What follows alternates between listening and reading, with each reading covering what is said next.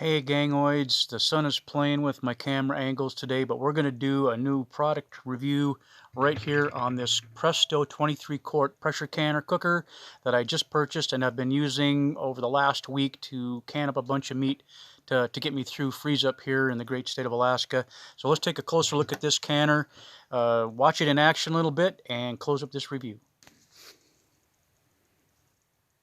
Please excuse my little workbench. I don't have a lot of room to work with here, but this here is the canner. I bought this canner to replace an older one which was starting to malfunction a little bit just from age. I think it was just due to warpage of the aluminum over so many years of canning for me. But this is the Presto 23 quart pressure canner cooker. One thing I've noticed about this canner from my other one is it is much, much taller, which means I can can 7 quarts of food, which is pretty standard, but you can also put a spacer on there like this. This is from the other canner. And you can also can the half-pint jars on top of it. So you've got a lot of capacity for canning just in this one canner. This canner does differ just a little bit from my other canners because it not only has a pressure weight gauge, this is the 15-pounder, which it comes standard with. Other weights are available, but it also has a gauge. And what you'll notice about the gauge, if you can see it, if I can focus on it here, is that instead of having your regular PSI gauges like a normal gauge would have, it has 0, 5, 10, 15, 20, and then caution. What that is that is for the 5-pound weight. When it gets, when the gauge goes up to 5, that means it's pressurized ideally, and the 5-pound weight will jiggle. Same with the 10 and same with the 15. So this weight right here will jiggle when the gauge reaches 15. You then adjust your gas flow or your temperature on your stove to maintain that 15 pounds and the jiggling. And I did shoot some video of this in operation, so you will see the weight jiggling as well.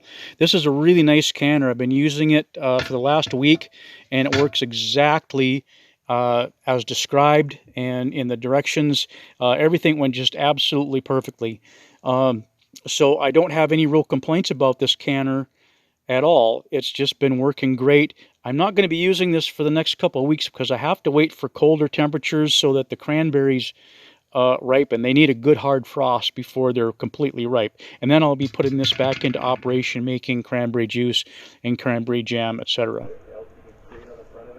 Okay, we've got the canner on the stove. We're heating everything up. The meat's in there, obviously in jars. We're going to wait for pressure to come out this here vent hole before we put the weight on.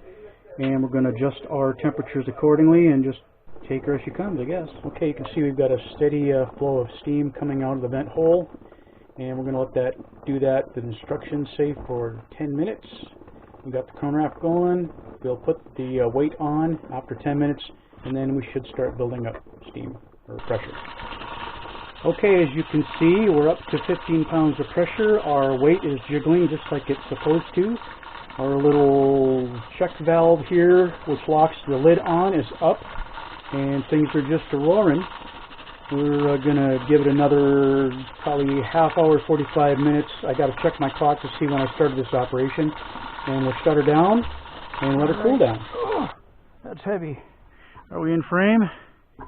Okay, our weight comes off. There's no steam coming out or anything. Our gauge is back at 0.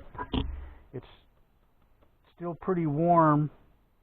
Not cool, but it's been cooling down for couple hours. Let's see. Holy smokes, look at that. Look at that.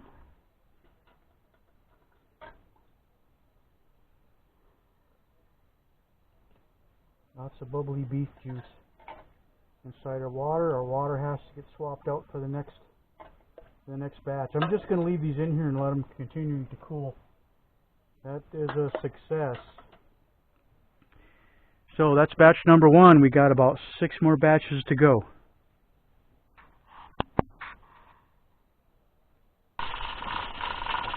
Okay, this is our second batch we're making right now. Just a quick clip.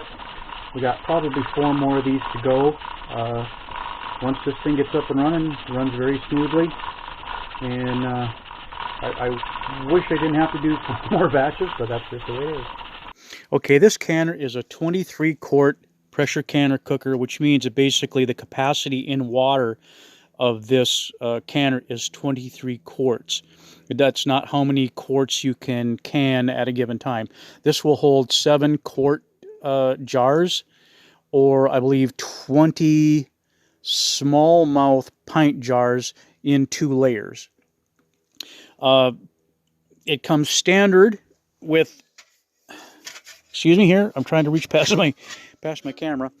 One spacer. This spacer keeps your cans, your jars off the bottom of the canner, which is very, very important. Now the lid has, I actually removed it, but there is an O-ring, a rubber O-ring that goes in there that creates your seal. It comes standard with a 15-pound weight. Other weights are available, but it comes standard with just the 15-pounder, which is, I found to be very satisfactory. Most of my canning in the past was done with a 10-pound weight, but this works really good with my stove. It also has a gauge on it, which is nice. It's kind of like a backup thing for me. Let me try to, whoops, readjust my camera here. There we go. Gotta be 10% smarter in your equipment. This gauge is not a standard gauge, though. It doesn't read the PSI like a standard pressure gauge would. It's marked in 0, 5, 10, 15, 20, and then caution. Basically what these is, these numbers represent the weight you're using on the canner. So when, for example, with this 15-pound weight, the weight should start jiggling and dancing when it reaches the 15-pound mark. This is just a lot easier to keep track of than a standard gauge, which is going to have a whole bunch of numbers going on it, obviously.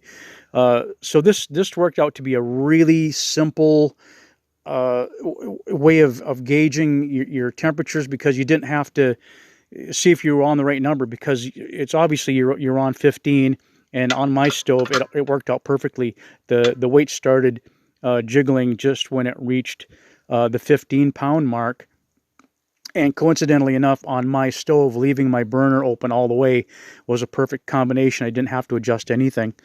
This was a really nice feature. It also has, this is a valve that pops up when pressure is achieved. It also functions as a lock, so that when, let me see if I can do this here without, I'm trying to do this over the top of my phone. It's not working. Okay, the seal isn't in there. This will pop up when pressure is achieved, and what it does is, I can't do it now because it's down.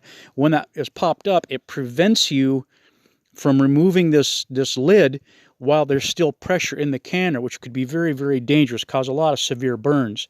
It also has, if we swivel this bad boy around, this is another safety valve here, where if you overpressure the canner, this pops out and releases the pressure so that you don't have an explosive situation, basically, which is a really good idea. The canner is, when it's filled with 3 quarts of water, which is your canning measurement that you use. Actually, you can use a little bit over that if you're going over 90 minutes, if you're canning meat, for example. With 7 quarts of meat and the water in there, this is extremely heavy. You want to put this on a good solid stove. It said it does weigh quite a bit, but it functioned perfectly in the 4 times I've used it.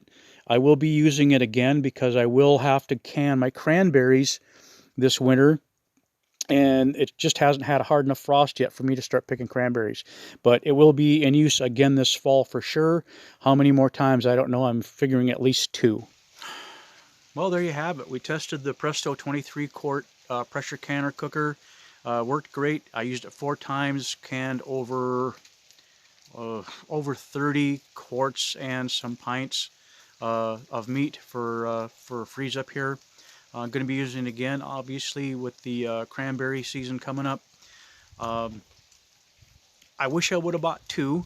The goal was to buy 2 canners this year. I only managed to buy the 1, but the one I bought worked really well. And quite honestly, my stove was only big enough to handle 1 at a time anyway, so I really The other one would have been a spare. And I'll probably still buy one anyway just to have extra parts around. Plus, I am going to buy extra gaskets, which you should always have, extra gaskets and seals and stuff like that. But anyway, I think it's a great canner. It did a good job for me. I'm going to take good care of it and get as many years out of it as I can. I don't know how many that is, but I'll let you know. Anyway, if you'd like to know more about this canner, just scroll on down. Underneath this video, just scroll on down into this description area. You will see a link to Amazon. Click on that link. It will take you right to this canner.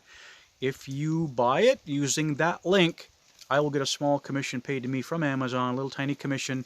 It will go a long way towards helping me stay alive out here and be able to feed my dogs and buy really cool stuff to wear around my feet, boots, parkas, and all that other good stuff. It doesn't add anything at all to your cost. It's paid to me straight from the vendor. It adds nothing to your cost at all. If you would do that, I would sure appreciate it a whole lot. Anyway, I got to go take my dog on a walk. We still got some salmon in the creek we're going to go terrorize. So we will see you on the next one. Hey guys, one last thing. My new website's up and running. Scroll down below this video, down in the description area, you'll see the link to my website. Got a lot of cool stuff on it, more stuff coming all the time. Links to my videos, all sorts of other stuff. I got a new mug right here. You buy this mug, as you know, you will be literally saving my life if you buy this mug, helping me make a little bit of a living, and you will have not only a nice mug with my mug on it, but actual written proof that you have saved my life. What is better than that?